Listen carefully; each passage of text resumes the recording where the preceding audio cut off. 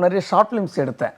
எனக்கு அப்புறம் அந்த ஷார்ட் ஃபிலிம்ஸ் எடுத்துட்டு நான் என்ன பண்ணேன், நிறைய டைரக்டர்கிட்ட போய் மூவ் பண்ணேன். சான்ஸ் கிடைக்கல. இதுதான் கனவு, வேறு வேலை கிடையாது. பக்கம் கல்யாணம் ஆச்சு, குழந்த இருக்குது, போராடணும். நிறைய கம்பெனி ஏறி இறங்கினேன், எங்கேயுமே வாய்ப்பு கிடைக்கல. அதுக்கப்புறம் நானே ஒரு ஓன் ப்ரொடக்ஷனாக ஸ்டார்ட் பண்ணி என்னோடய படத்தை நான் ஸ்டார்ட் பண்ணேன். கிட்டத்தட்ட அந்த படம் எடுத்துகிட்டு ஒரு 2-2.5 வருஷம் ரொம்ப கஷ்டப்பட்டோம். போட்டவங்களுக்கு எல்லாமே கொஞ்சம் நம்பிக்கை இழக்கிற மாதிரி வந்துச்சு. சிலர் ரொம்ப நம்பினாங்க. அதுக்கப்புறம் அந்த படம் கடவுள் புண்ணியத்தில் அதை நான் எப்படியோ வெளியே எடுத்துகிட்டு வந்தேன். போராடி தான் வெளியே எடுத்துகிட்டு வந்தேன். அந்த படத்தை பார்த்துட்டு தான் எனக்கு நிறைய படங்களுக்கு வாய்ப்பை கிடச்சிது. நான் பிரபுதேவா சார் மைண்டில் வச்சு தான் அந்த கதை சொன்னேன். கண்டிப்பாக இது பிரபுதேவா சார் கண்டிப்பாக ஓகே சொல்லுவார், நீங்கள் வேணால் போய் சொல்லி பாருங்கள், நான் வேணால் அப்பாயின்மெண்ட் வாங்கி தரேன்னு சொன்னார். ரொம்ப சூப்பராக இருந்துச்சு சொன்னார். கதை நம்ம இமீடியட்டாக போயிடலாம், நீ போய் உடனே லொக்கேஷனை பாருன்னு சொல்லிட்டார். ரொம்ப ஆச்சரியமாக இருந்துச்சு எனக்கு. அதுதான் வெரி கோல்டன் மூமெண்ட்னுவாங்கல்ல, எனக்கு வாழ்க்கையில் ஒரு பொன்னான நாள்னா அந்த நாள் தான். வசந்த் டிவி ரசிகர்களுக்கு வணக்கம். இன்னைக்கு நம்மளுடைய எனக்குள் சினிமாவில் இயக்குனர் கல்யாண் சார் தான் இணைஞ்சிருக்காரு. அவர்கிட்ட அவருடைய படங்களை பற்றின எக்கச்சக்கமான இன்ட்ரெஸ்டிங்கான விஷயங்கள்லாம் பேச போகிறோம். வணக்கம் and welcome to the show sir. வணக்கம். உங்களை பார்த்தாலே எத்தனை பேரை மகிழ்ச்சிருக்கீங்க அப்படின்றத ஞாபகம் வருது. உங்களுடைய படங்கள் எல்லாமே சிரிப்பு நிறைஞ்ச ஒரு படமாக தான் பார்த்துட்டு இருந்திருக்கோம். ஸோ அது கதை சொல்ல போகிறோம்ல ஆரம்பித்து இப்போ வரைக்கும் இந்த 80s பில்டப் அப்படின்ற திரைப்படம் வரைக்கும். ஸோ எனக்கு பர்சனல் ஃபேவரட் கோஷ்டி சார். அது ஏன்னு தெரியாது, அந்த படம் பார்த்து ஃபுல்லாகவே நான் ரொம்ப சிரிச்சு என்ஜாய் பண்ண ஒரு படம். ஆனால் உங்களால் மட்டும்தான் பேயை பயமுடுத்தாமல் அப்படியே ஓடி நடமாட வைக்க முடியும். அது பேயின்றதே படம் முடியும் போது தான் எங்களுக்கு தெரியும். எனிவேஸ், ஃபர்ஸ்ட் ஆஃப் ஆல் உங்களுடைய ஜேர்னி பற்றி சொல்லுங்கள் சார். எப்படி இந்த இயக்கம் அப்படின்றதுல வரணும்னு உங்களுக்கு ஆசை வந்துச்சு? சின்ன வயசில் நிறைய கதை எழுதுவேன், ரொம்ப பிடிக்கும் கதை எழுதுறதெல்லாம். அது நண்பர்களெல்லாம் ஊக்குவிச்சாங்க. என்னோடய கதைகளெல்லாம் பார்த்துட்டு படிப்பாங்க, படிச்சுட்டு ரொம்ப என்ஜாய் பண்ணுவாங்க. அப்புறம் நிறைய ஷார்ட் ஃபிலிம்ஸ் எடுத்தேன். எனக்கு அப்புறம் அந்த ஷார்ட் ஃபிலிம்ஸ் எடுத்துட்டு நான் என்ன பண்ணேன், நிறைய டைரக்டர்கிட்ட போய் மூவ் பண்ணேன். சான்ஸ் கிடைக்கல. பட் எனக்கு அதுக்கப்புறம் பார்த்திங்கன்னா ஒரு ப்ரோக்ராம் மூலிமா நான் என்ன பண்ணேன், பூஸ்ட் பண்ணி படங்கள்லாம் அந்த ப்ரோக்ராம்லேயே நான் பார்த்துருக்கேன் சார். ஸோ இப்போ நம்ம ஒரு இயக்குனராக வரணும் அப்படின்ற ஆசை வந்தால் போதா சார், அதுக்கான பொட்டென்ஷியலை க்ரியேட் பண்ணிக்கணும் இல்லைங்களா? ஸோ எவ்வளோ ஸ்ட்ரகிளாக இருந்துச்சு சினிமாக்குள்ளே வரும்போது? சினிமானாவே ஸ்ட்ரகிள் தானேங்க, ஈஸியாலாம் வந்துட முடியாதுல்ல. நிறைய போராடணும். எப்படின்னா இதுதான் கனவு, வேறு வேலை கிடையாது. ஒரு பக்கம் கல்யாணம் ஆச்சு, குழந்த இருக்குது, போராடணும். நிறைய கம்பெனி ஏறி இறங்கினேன், எங்கேயுமே வாய்ப்பு கிடைக்கல. அதுக்கப்புறம் நானே ஒரு ஓன் ப்ரொடக்ஷனாக ஸ்டார்ட் பண்ணி என்னோடய படத்தை நான் ஸ்டார்ட் பண்ணேன். கதை சொல்ல போகிறோம். நண்பர்களோட உதவியோட அதை ஸ்டார்ட் பண்ணேன். ரொம்ப சந்தோஷமாக இருந்துச்சு அது. சார், பட் அப்பயுமே ஒரு ஸ்ட்ரகிள் இருந்துச்சு. 2014 அந்த படத்தை எடுத்துட்டு அந்த ரிலீஸ் பண்ண முடியாமல் ரொம்ப கஷ்டப்பட்டோம். கிட்டத்தட்ட அந்த படம் எடுத்துகிட்டு ஒரு 2-2.5 வருஷம் ரொம்ப கஷ்டப்பட்டோம். பணம் போட்டவங்களுக்கு எல்லாமே கொஞ்சம் நம்பிக்கை இழக்கிற மாதிரி வந்துச்சு. சிலர் ரொம்ப நம்பினாங்க. அதுக்கப்புறம் அந்த படம் கடவுள் புண்ணியத்தில் அதை நான் எப்படியோ வெளியே எடுத்துகிட்டு வந்தேன். போராடி தான் வெளியே எடுத்துகிட்டு வந்தேன். அந்த படத்தை பார்த்துட்டு தான் எனக்கு நிறைய படங்களுக்கு வாய்ப்பை கிடச்சிது. ஆமாம், ஏன்னா குழந்தைங்களை வச்சு மேய்க்கிறதே ரொம்ப பெரிய டாஸ்க். அதை நீங்கள் சிறப்பாக பண்ணிட்டீங்கன்னா நீங்கள் யாரை வேணாலும் மேய்ச்சிடலாம் அப்படின்ற ஒரு நம்பிக்கை கிரியேட் பண்ண ஒரு படம் இல்லைங்களா? ஸோ அதுக்கப்புறமா நம்ம ஜேர்னி அப்படியே ஸ்டார்ட் ஆகிட்டு போயிட்டு இருந்துச்சு சார். இதில் நம்ம பிளாஸ்டிங்கான ஒரு படம்னா குலே பகாவலி தான். யாருமே எதிர்பார்க்கல அப்படி ஒரு படம். ஸோ அந்த படத்தில் நடந்த அனுபவங்கள் எப்படி அந்த படம் உருவாச்சு சார்? நான் அந்த படம் ஆக்சுவலாக நான் இந்த கதை சொல்ல போகிற படம் பார்த்துட்டு தான் எனக்கு ப்ரொடியூசர் ஃபோன் பண்ணார், ராஜேஷ் சார் ஃபோன் பண்ணார். எனக்கு இந்த மாதிரி ஒரு சென்டிமெண்ட்டான ஒரு படம் எனக்கு கொடுங்க கல்யாணம், நான் இப்போது ஒரு படம் அரண்னு ஒரு படம் பண்ணிகிட்ருக்கிறேன், நான் மறுபடியும் ஒரு சென்டிமெண்ட்னு இன்னொரு படம் பண்ண போகிறேன், நீங்கள் பண்ணி கொடுங்க அப்படின்னாரு. அப்புறம் நான் அவர்கிட்ட சொன்னேன், சார் சென்டிமெண்ட் நீங்கள் ஆல்ரெடி ஒரு படம் பண்ணிட்டீங்க, நான் அதோட ஒரு நல்ல ஒரு காமெடியாக ஒரு ரொம்ப ஜாலியாக உட்காந்து ஒரு கதை சொல்கிறேன், கேளுங்க சார் சொன்னேன். சரி சொல்லுங்கள் அப்படின்னு சொன்னார். அப்புறம் அந்த கதையை கேட்டார். கேட்டுட்டு என்ன பண்ணார்னா, இது கண்டிப்பாக நான் பிரபுதேவா சார் மைண்டில் வச்சு தான் அந்த கதை சொன்னேன். கண்டிப்பாக இது பிரபுதேவா சார் கண்டிப்பாக ஓகே சொல்லுவார், நீங்கள் வேணால் போய் சொல்லி பாருங்கள், நான் வேணால் அப்பாயின்மெண்ட் வாங்கி தரேன்னு சொன்னார். அதேமாரி நான் பிரபுதேவா சார்கிட்ட போய்ட்டு அப்பாயின்மெண்ட்டு வாங்க கதை சொல்கிறதுக்காக போனேன். கதை சொல்லிட்டு இருக்கும் போதே அவர் ரொம்ப என்ஜாய் பண்ணார். ஃபஸ்ட் ஸ்டாப்லேயே என்ன பண்ணிட்டாருன்னா, கல்யாணம் இந்த கெட்டப் நல்லா இருக்குமா அப்படின்னார். எனக்கு வேறு ஏதோ படத்துக்கு கேட்குறாரு நினச்சேன். ஏன்னா அப்போ ஒரு நிறைய படம் பண்ணிகிட்டு இருந்தார். கிட்டத்தட்ட ஒரு 6-7 படம் போய்ட்டு இருந்துச்சு. இதெல்லாம் தாண்டி பண்ணணுன்னா எப்படியோ ஒரு 2-3 இயர்ஸ் ஆகும் நம்ம பண்ணுறதுக்கு அப்படின்னு ஒரு மைண்ட் செட்டில் தான் நானும் இருந்தேன். அவர் என்ன பண்ணார்னா, அந்த ஃபஸ்ட் ஸ்டாப் கதை கேட்ட உடனே ரொம்ப பிடிச்சி போயிட்டு என்ன பண்ணார், அதுக்கு செகண்ட் ஹாப் ரொம்ப ஆர்வமாக கேட்டார். நான் அங்கேருந்து கிளம்பி கதை சொல்லி முடிச்சுட்டு ஓகே நான் ராஜேஷ் கிட்ட சொல்லிடுறேன்னு சொன்னேன். நான் அங்கேருந்து கிளம்பி வெளியே வரும்போது எனக்கு ப்ரொடியூசர்கிட்ட ஃபோன் வந்துச்சு. ரொம்ப சூப்பராக இருந்துச்சு சொன்னார். கதை நம்ம இமீடியட்டாக போயிடலாம், நீ போய் உடனே லொக்கேஷனை பாருன்னு சொல்லிட்டார். ரொம்ப ஆச்சரியமாக இருந்துச்சு எனக்கு. அதுதான் வெரி கோல்டன் மூமெண்ட்னுவாங்கல்ல, எனக்கு வாழ்க்கையில் ஒரு பொன்னான நாள்னா அந்த நாள் தான். ஆனா ஓப்பனிங்லேயே பாருங்க கதை சொல்ல போறோம்னு படம் எடுத்து ஒவ்வொருத்தட்டையும் இப்போ கதை சொல்லிட்டு இருந்திருக்கீங்க. சொல்லிட்டு இருக்கிறேன். ஸோ அப்படிதான் உங்க ஜேர்னியே போயிட்டு இருந்துச்சு. அண்ட் இதுல அடுத்ததா ஒரு பெரிய மைல்ஸ்டோன் ஜாக்பாட் அப்படின்ற படம் தான். இந்த படம் ரிலீஸ் ஆனதுக்கப்புறம் இன்னும் முன்னாடி தான் நாங்க ஜோதிகா மேம் வேற ஒரு டைமென்ஷன்ல பார்த்தோம், டப்புன்னு தூக்கிட்டு வந்து இப்படி உட்கார வச்சிட்டீங்களே அப்படின்ற மாதிரி இருந்துச்சு. ஸோ அந்த படம் எப்படி அமைஞ்சதுங்க? அந்த படமும் இப்படி தான். ராஜா சார்கிட்ட போய் 2D நிறுவனத்தில் இருக்கிற ராஜா சார்கிட்ட அவர்கிட்ட போயிட்டு சொன்னேன் இந்த கதை. அந்த கதை சொல்லும் போது அவர் என்ன பண்ண ரொம்ப ரொம்ப ஆச்சரியப்பட்டார். அப்போது மேடமும் ஒரு 3 படம் போயிட்டு இருந்துச்சு கதை. அவர் கேட்டோன்னே ராஜா சார் ரொம்ப ஆச்சரியப்பட்டார். அதுக்கப்புறம் பவுண்டரி கேட்டார், பவுண்டரி கொடுத்தோம், ஸ்கிரிப்ட் ஃபுல்லாக சொன்னோம். அதுக்கப்புறம் மேடம் கிட்ட உட்காந்து கதை சொல்லும். மேடம் ரொம்ப ஆச்சு, கல்யாணம் சார் இது நான் பண்ண முடியுமான்னு கேட்டாங்க. இப்போதான் ராஜசி பண்ணேன் அதுக்குள்ள. அப்போ ஆக்சுவலாக என்ன ஆகுதுன்னா, அது வந்து ஆக்சுவலாக இது ஒரு மேலுக்கான ஒரு பெரிய ஹீரோ பண்ணுற சப்ஜெக்ட் மாதிரி இருக்குது கல்யாணம் சார், இதை நான் பண்ணால் நல்லா இருக்கேன். நான் ஹீரோஸும் வந்துட்டு பார்த்தீங்கன்னா ஃபீமேல் மேல் கிடையாதுங்க, அது ஆடியன்ஸ்கிட்ட நம்மக்கிட்ட ஒப்படைக்கிறோம். உண்மையிலே இது நல்லாயிருக்கும், உங்களுக்கு ரொம்ப சூப்பராக இருக்க மேடம், நீங்கள் பண்ணுங்கன்னு. அப்புறம் ரொம்ப கான்ஃபிடென்ட்டாக அந்த கதையை பண்ணாங்க. அதேமாதிரி அந்த மாஷா கேரக்டரையும் அதிலே எடுத்து வந்து ஜாயின் பண்ணி வச்சேன். கிரேட். ரேவதி மேம் எப்படி இதுக்கு ஓகே சொன்னாங்க? என்னென்ன மாதிரி நடந்துச்சாங்க? ஏன்னா அவங்களும் அப்போ தான் பாப்பாண்டின்ற படம் கொடுத்துருந்தாங்க. பாப்பாண்டி படத்தில் அவங்கள வேற மாதிரிலாம் பார்த்தோம், திடீர்னு ஒரு சடன் சேஞ்ச் அப்படின்னும் போது அவங்களுக்கு ஃபஸ்ட்டு இந்த குலேபாகொலி ஃபஸ்ட்டு கதை சொல்லும் போது ஒரு எமோஷ்னலான ஒரு கதை சொன்னேன். அது ஆக்சுவலாக நீங்கள் ஒரு பார்க்கில் உட்காந்துட்டு இருப்பீங்க, உங்கள் பையன் வந்து ஒரு ஃப்ளைட் ஆக்சிடென்ட்டில் இறந்து போய்ட்டுருப்பான், அதை அவரை மாதிரியே ஒரு கேரக்டர் பார்த்தோம், நீங்கள் எமோஷ்னலாக வரீங்க மேடம் சொல்லி கதை சொன்னியும் அப்படியே ரொம்ப சோகமாக அப்படியே கேட்டாங்க. அப்படியா, இப்படி எமோஷ்னலாகவே இருக்கணுமா கல்யாணம்? அப்புறம் கதையோடைய எண்டை சொன்ன உடனே, அந்த சீனுடைய எண்டை சொன்ன உடனே அவங்க ரொம்ப ரொம்ப ஹாப்பி ஆகிட்டாங்க. அரங்கேற்றம் வழியில் இருக்கிற அந்த மாஷாவை நம்ம அப்படியே எடுத்துன்னு வரோம் மேடம்னு சொன்னோன்னே ரொம்ப ஹாப்பி. படம் ஃபுல்லாக அவங்க டேக் ஓவர் பண்ணியிருப்பாங்க நல்லா. கிரேட். அது அப்படியே ஜாக்பாட்லேயும் பண்ணியிருப்பாங்க. Great sir. ஸோ அடுத்தடுத்ததாக அப்படியே நம்ம படங்களை பற்றி பேசிகிட்டு இருந்தோம். இப்போ பார்த்தோம்னா 80s பில்டப் அப்படின்ற ஒரு படம். ஸோ அந்த படம் வந்து செம்ம சக்ஸஸ்ஸு. ஒரே இடம் தான், அதுக்குள்ளேயே எடுக்கிறோம் பாருன்ற மாதிரி வளைச்சு எடுத்துருப்பீங்க. ஸோ அந்த படத்தில் இருந்த அனுபவங்கள் எப்படி சார் இருந்துச்சு? அந்த படம் ரொம்ப ஷார்ட் டைமில் எடுத்தோம். எனக்கு சந்தான சார் வந்து அப்போ டேட் இல்லை, நான் நிறைய தடவை சந்தான சாரை மீட் பண்ண போனேன். அப்போ அவர் வந்து என்ன பண்ணான்னா, இந்த படம் போகுது அந்த படம் போகுதுன்னு சொல்லிட்டாரு. நீங்கள் எந்த நாளில் படம் எடுக்கணும்னு சொல்லுங்கள் அப்படின்னா. இல்லை நான் ஒரு கம்மியான டேட்டில் தான் கொஞ்சம் ரெஸ்ட்டில் இருப்பேன், அந்த டேட்டில் வேணால் பண்ண முடியுமா, உங்களால் டாக்கி முடிச்சுட்டு அதுக்கப்புறம் ஃபைட்டெல்லாம் சாங்கெல்லாம் அப்புறம் பண்ண முடியுமானாரு. நீங்கள் கொடுங்க சார் பண்ணுறேன்னு சொல்லிட்டு அந்த டேட்டில் நான் படத்தை குயிக்காக எடுத்து முடித்தேன். அந்த படத்தில் வந்து பார்த்தீங்கன்னா கிட்டத்தட்ட 48 ஆர்டிஸ்ட் இருப்பாங்க, காமெடி ஆர்டிஸ்ட். ஆமாம், சந்தான சார். ஆமாம், படம் ஃபுல்லாக இருப்பாங்க. அதில் கிட்டத்தட்ட நான் ஒரு 7 கேமரா யூஸ் பண்ணேன். எனக்கு அதில் வந்து பார்த்திங்கன்னா ஒரு 500 ஜூனியர் ஆர்டிஸ்டர்ஸ் இருப்பாங்க அந்த இடத்துல. அந்த கேமு அந்த போட்டி நடக்கிற இடத்துலையும் சரி, வீட்லேயும் சரி, எல்லா இடத்துலையும் வந்து பார்த்திங்கன்னா ஒரு 500 ஜூனியர் ஆர்டிஸ்டர் இருப்பாங்க. எல்லாருக்குமே நான் வந்து க்ளோஸ்அப்பு அது இதுன்னு மெயின் ஆர்டிஸ்ட்க்கெலாம் போனால் எனக்கு வந்து நாட்கள் ஓடிட்டே இருக்கும். நெக்ஸ்ட்டு வந்து பார்த்திங்கன்னா அந்த 7 கேமரா நான் ஹேண்டில் பண்ணி அவங்களுக்கு எல்லாருக்குமே நான் என்ன பண்ணேன், க்ளோஸ்அப் எல்லாம் சிங்கிள் ஷாட்டை மோஸ்ட்லி நான் அதை யூஸ் பண்ணனால குயிக்காக எடுத்து முடிஞ்சு. இதுதான் நான் கேட்கணும்னு நினச்சேன், நீங்களே அதுக்கு பதில் சொல்லிட்டீங்க.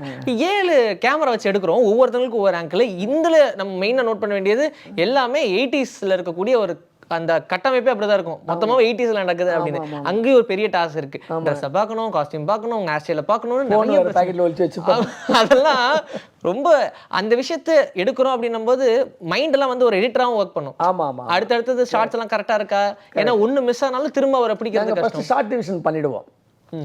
இது இந்த நேரத்தில் இந்த டைமில் இதை எடுத்து முடிக்கணும்னு சொல்லிட்டு ஒரு ஷார்ட் டிவிஷன் பண்ணிவிடுவோம். இவர் இந்த பொசிஷனில் தான் நிற்க போகிறாரு, இந்த பொசிஷனில் நிற்க வச்சா தான் மற்றதெல்லாம் கேமராலாம் ஹைட் பண்ண முடியும்னு சொல்லிட்டு முதல்ல ஷார்ட் டிவிஷன் பண்ணிவிட்டு தான் அதை பிளான் பண்ணுவோம்.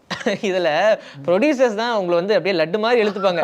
என்ன ரீசன்னா, ஒரு 4 நாள் கொடுங்க, அவர் ஒரு படம் முடிச்சு கொடுத்துருவாரு அப்படின்ற மாதிரி. ஏன்னா இப்போ இருக்கக்கூடிய சூழ்நிலை அப்படி இருக்கு sir. Pan India, pan world படத்தெல்லாம் இப்போ ஆடுஜீவிதம் ஒரு படம் ரிலீஸ் பண்ணாங்க, அதுக்கெல்லாம் 16 வருஷம் தவம் இருந்தெல்லாம் அந்த படம் எடுத்திருக்காங்க.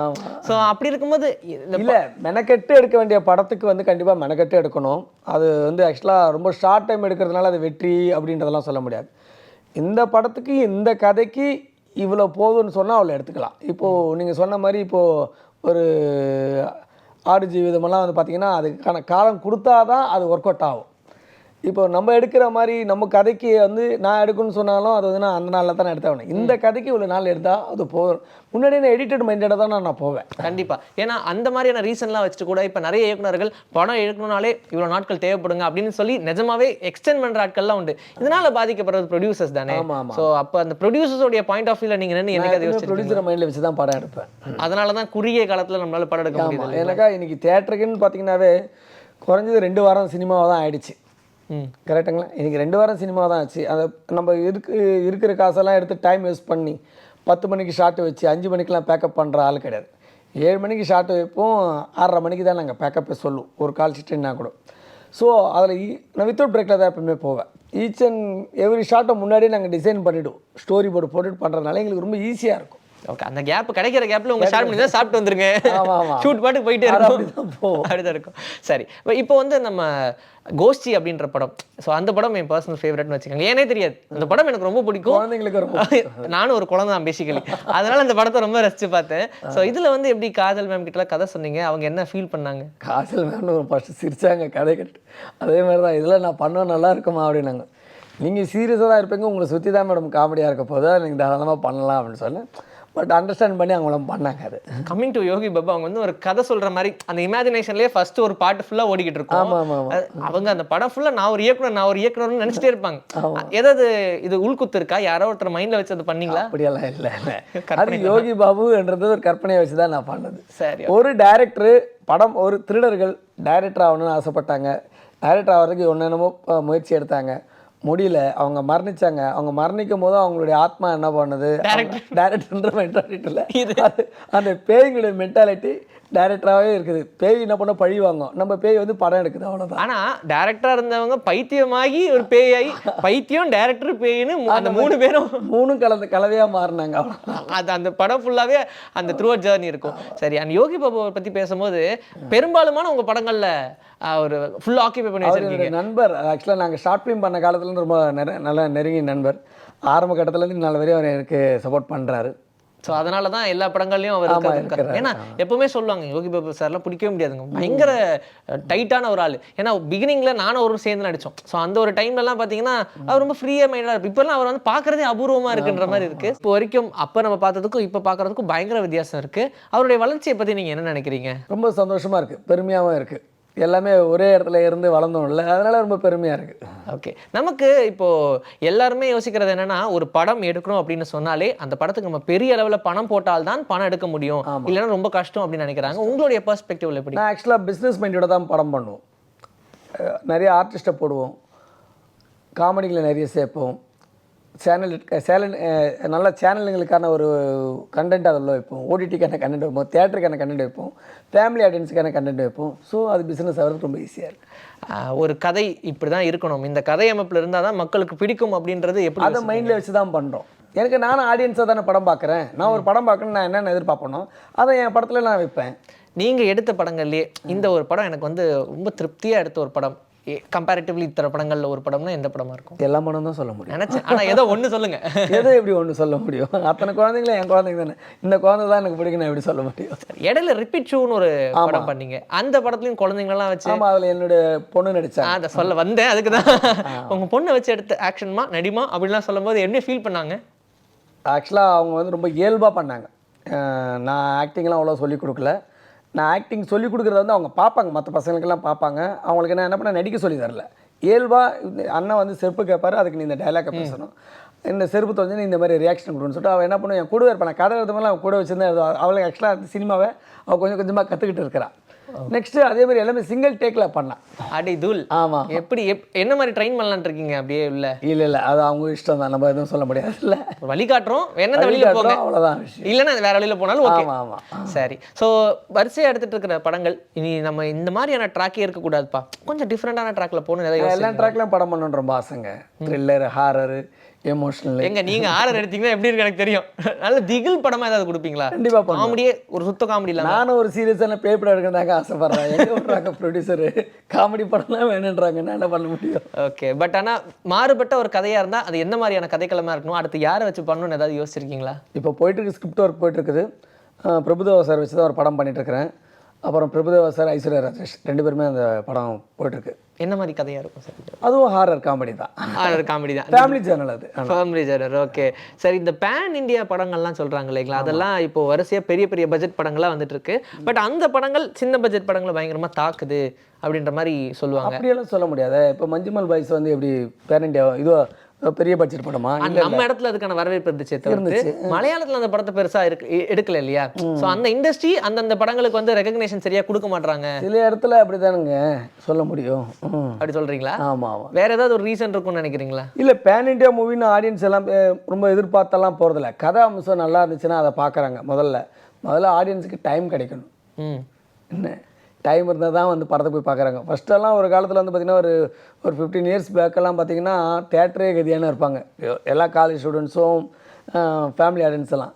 பட் இப்போ அப்படி கிடையாது. எல்லாமே ஃபோனில் அதெல்லாம் வந்துச்சுல்ல. அதை தாண்டி அவங்களை நம்ம தேட்டருக்கு வர வைக்கணும்னா அதுக்கு நல்ல கொஞ்சம் ஹார்ட் எஃபர்ட் போடணும். அதை போட்டால் தான் ஓகே இந்த படம் எல்லாமே நல்லா இருக்குன்னு சொல்கிறாங்க. மவுத் டாக்கில் தான் படம் நல்லா ஓடுது இன்றைக்கி. Great, super. நீங்கள் முன்னாடியே சொல்லியிருந்தீங்க நம்ம ஷார்ட் ஃபிலிம்லாம் எடுத்து ஒரு டேரக்டர் தான் எடுத்துகிட்டு போயிருக்கோம். பட் அங்கேயுமே வந்து ஜட்ஜஸ்லாம் இருந்திருப்பாங்க. அந்த ஜட்ஜஸுமே உங்களுக்கு நிறைய மீட் பண்ணியிருக்காங்க, பேசியிருக்காங்க. அதெல்லாம் நானுமே பார்த்துருக்கேன். KS ரவிக்குமார் சார், ஸோ அவரை வச்சு நீங்கள் படம் எடுக்கிறீங்க அப்படின்னு நினைக்கும் போது எப்படி இருந்துச்சு? ஏன்னா அவர் ஒரு இயக்குனர், நீங்கள் 3 படங்களில் அவர் வந்து பயன்படுத்தியிருப்பீங்க. ஸோ அவரை வச்சு ஆக்ஷன் அப்படின்னு சொல்லும் போதெல்லாம் உங்களுடைய ஃபீல் எப்படி இருந்துச்சு? முதல்ல ஆக்சுவலாக நான் அவருடைய ஃபேன்.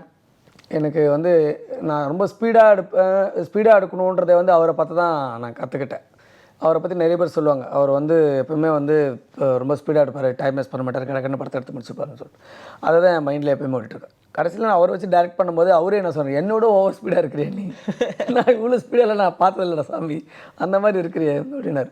அவர்கிட்ட கதை சொல்லும்போது ஆக்சுவலாக ரொம்ப கோவக்காரு, உடனே பணிஞ்சிருவார். எப்படின்னா ரொம்ப கோவப்படுவார், உடனே சொன்ன சுச்சுவேஷனை புரிஞ்சுட்டு என்ன பண்ணுவார், ரொம்ப சப்போர்ட்டிவாக இருப்பார். ரொம்ப சப்போர்ட் பண்ணார்.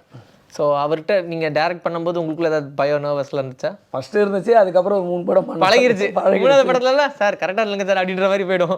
சரி. அண்ட் வரிசையாக படங்கள் பண்ணிட்டு இருக்கும்போது திடீர்னு நம்ம காமெடி ஜெனராகவே இருக்கும். யாராவது ஒருத்தவங்க சொல்லியிருக்காங்களா, ஏன் இந்த படங்கள்லாம் காமெடியாகவே எடுக்கிறீங்க, வேறு ஏதாவது ஒன்று பண்ணுங்க அப்படின்னு யாராவது உங்ககிட்ட சொல்லி இன்சஸ்ட் பண்ணியிருக்காங்களா? ஃபேமிலி இல்லைங்க, இப்போ தான் நான் ஒரு 4 படம் காமெடி எடுத்துருக்கிறேன். அதுக்கப்புறம் கொஞ்சம் சீரியஸ் இருப்பேன், அதுக்கப்புறம் கொஞ்சம் எமோஷனலாக எடுப்போம், அதுக்கப்புறம் கொஞ்சம் லவ் சப்ஜெக்ட் எடுப்போம். ஓகே, சீரியலாக மாறிட்டு வர வேண்டியது தானே. ஏதாவது ஒரு மறக்க முடியாத பெரிய ரெகக்னேஷன் நான் என்னன்னு சொல்வீங்க? எனக்கு நான் பிரபுதேவா சாரை வச்சு படம் பண்ணது தான் எனக்கு வந்து ஒரு பெரிய விஷயமா இருந்தது. எப்படின்னா நான் வந்து அவருடைய வந்து முக்காபலா சாங்கு, ஊர்வசி சாங்கில் தேட்டரில் டான்ஸ் ஆடி இருக்கிறேன்.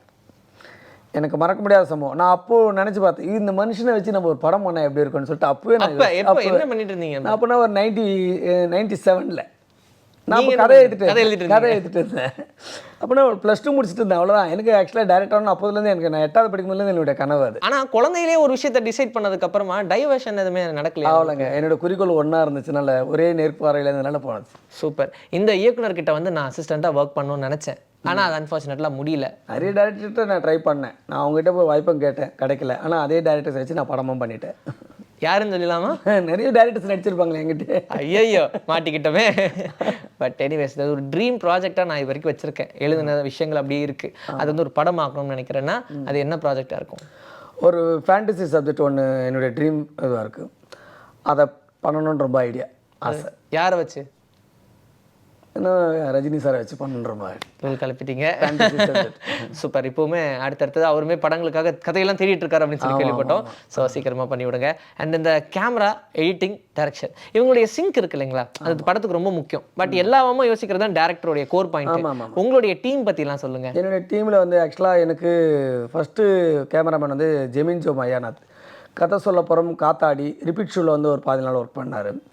அதுக்கப்புறம் குலே பகவாலி, ஜாக்பாட் பண்ண ஆனந்த், இவங்கெல்லாம் ஆக்சுவலாக எனக்கு வந்து அவங்க கேமராமேனெல்லாம் பழக மாட்டாங்க, ரொம்ப அண்ணன் தம்பியாக பழகும், ரொம்ப க்ளோஸாக இருப்போம். அதுக்கப்புறம் இப்போது என்னுடைய படங்கள் கோஷ்டி, அப்புறம் 80s பில்டப்பு, அப்புறம் பிரபுதேவா சார் படம், இதெல்லாம் பண்ணது வந்து ஜேக்கப், அவரும் என்னுடைய க்ளோஸ் ஃப்ரெண்டு. நாங்கள் 4 இயக்குனர் பண்ணதுலேருந்து க்ளோஸ் ஃப்ரெண்டு, எப்பவுமே என் கூட தான் இருக்கிறாங்க. டீம் நல்லா இருக்கணும். அதே மாதிரி விஜய் வேலுக்குட்டி, என்னுடைய எல்லா படங்களும் அவர் தான் வந்து எடிட் பண்ணார். இப்போ 80s பில்டப் பண்ண பாரதி, அப்புறம் பிரபுதேவா சார் படம் பண்ண வந்து ராமர், இவங்க எல்லாமே நல்லா க்ளோஸ் ஃப்ரெண்டு. ஆக்சுவலாக எடிட்ரு, கேமராமேன் அப்படின்னு எல்லாமே ஒரு அண்ணன் தம்பியாக பழகினா தான் ஆக்சுவலாக அது நல்லா சிங்க் ஆகும். இல்லை அப்போ தான் நீங்கள் என்ன யோசிக்கிறீங்களோ, ஆமாம், யோசிக்கிறதுக்கு முன்னாடி சொல்கிறதுக்கு முன்னாடி அந்த பெர்ஸ்பெக்டிவ் நல்லா சிங்க் ஆகி அவங்க பண்ணுவாங்க, நல்லா கோஆப்ரேட் மைண்டு. இப்போது பிரபுதேவா சார், ஐஸ்வர்யா நடிக்கக்கூடிய படத்தை எடுத்துகிட்டு இருக்கீங்களே, இது வந்து இப்போ டைட்டில் ஏதாவது வச்சிட்டிங்களா? இன்னும் வைக்கலங்க. இன்னும் வைக்கல. ஓகே. பட் இது ஃபுல்லாக நம்ம வந்து ஃபேமிலியோட பார்த்து என்டர்டைன் பண்ணுறோம். கண்டிப்பாக. எப்போ ரிலீஸ் எதிர்பார்க்கலாம் இந்த படம்? இன்னும் ஒரு 3 monthsல எதிர்பார்க்கலாம். சூப்பர். இப்போவுமே நிறைய ஸ்கெடியூல் உங்களுக்குமே பிஸியாக இருக்கும், நீங்கள் நிறைய விஷயங்கள் என் கூட ஸ்பெண்ட் பண்ணியிருக்கீங்க. அண்ட் கல்யாணம்னா இதான்ப்பா அப்படின்ற ஒரு டிஸ்கிரைப் உங்களுக்குள்ளே ஏதாவது ஒன்று பண்ணி வச்சிருக்கீங்களா? கல்யாணம் அடுத்தவங்களை மகிழ்ச்சி படுத்தணும், அவ்வளோதான். கலகலன்னு இருக்கணும், கலகலன்னு இருக்கணும், அப்படிதான் இருக்கீங்க. ஒன்றுமே சார் கவலையை மறந்துட்டு அவங்கவுங்க கொஞ்சம் என் படம் வந்து ஒரு மெடிடேஷன் பண்ணுற மாதிரி வச்சுக்கலாம், அவ்வளோதான். சிரிப்பு மெடிடேஷன். இப்போ நிறைய யங்ஸ்டர்ஸ் வந்து டேரக்டர் ஆகணும்னு ஃபீல்டுக்குள்ளே வராங்களே, பட் அவங்களுக்குலாம் என்னென்ன குவாலிட்டிஸ் இருக்கணும் அப்படின்ற மாதிரி ஒன்று இருக்குல்ல, அது எப்படி இருக்கணும்? அவங்க ஒரு இயக்குனர்னா அவங்களுக்கு என்னென்ன தேவை? நல்லா சிந்திக்கிற திறமை இருக்கணும், எழுத்து ஞானம் இருக்கணும், நெக்ஸ்ட்டு அவர் கற்பனையில் இருந்ததை வந்து நல்லா எழுத தெரிஞ்சுக்கணும், நெக்ஸ்ட்டு எக்ஸ்போஸ் பண்ண தெரிஞ்சுக்கணும், ரொம்ப அட்வான்ஸாக போனோன்னா அது ஒரு குறும்படமாக எடுக்க தெரிஞ்சிருக்கணும், அவ்வளோதான். ஓகே.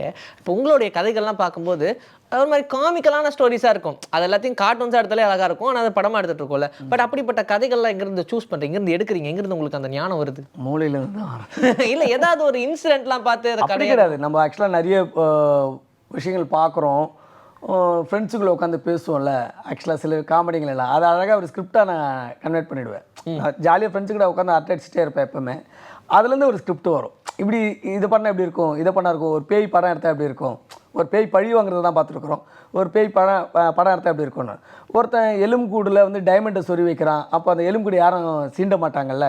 ஸோ அப்போது அந்த மாதிரி வச்சு அது ஸ்கிரிப்ட் பண்ண எப்படி இருக்கும், ஒரு அக்ஷய பாத்திரத்துக்குள்ளே போட வந்துன்னு இருக்கும், அது இந்த காலத்தில் ஒருத்தன் கிட்டே கிடச்சிது, அதை பிடுங்கிறதுக்கு எத்தனை பேர் இருப்பாங்க, அப்படி யோசிச்சு எடுக்கிறது தான். கிரேட்.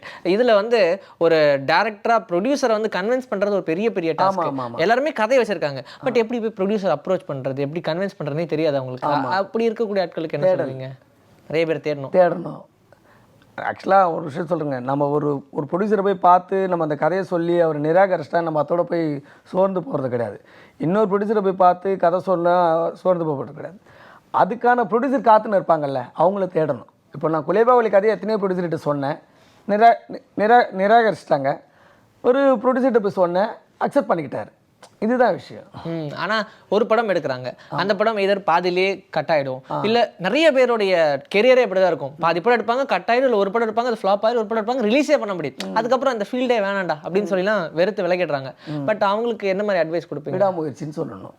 பரவாயில்ல, முயற்சி பண்ணு, 1000 முறை தோற்றாலும் மீண்டும் ஒரு முயற்சி செய்யுன்னு சொல்லிட்டு விவேகானந்தர் சொல்லியிருக்காருல, அதை ஃபாலோ பண்ணு. நிஜமாவே உங்களுடைய படங்கள் எல்லாமே ஒரு மிகப்பெரிய மெடிசன் தான் எல்லாருக்கும். சிரிப்பு படங்களாக கொடுத்துட்டு இருக்கீங்க, பட் நீங்கள் சீரியஸாக எடுக்கும்போது எல்லாம் ஃபீல் பண்ணுவாங்க போல, இதில் காமெடி இல்லாமல் போச்சு அப்படின்னு. ஏன்னா இந்த உலகம் அப்படி. பட் காமெடி கலந்த ஒரு ஹாரர் ஃபிலிமாக சீக்கிரமாக கொடுங்க. நீங்கள் எதிர்பார்த்துட்டு இருந்த அந்த ஃபேண்டசி ஃபிலிம், உங்களுடைய கனவு படமும் நாங்கள் பார்க்கறதுக்காக அவ்வளோ காத்திருக்கோம். ரொம்ப நன்றி சார். Thank you so much. நன்றி.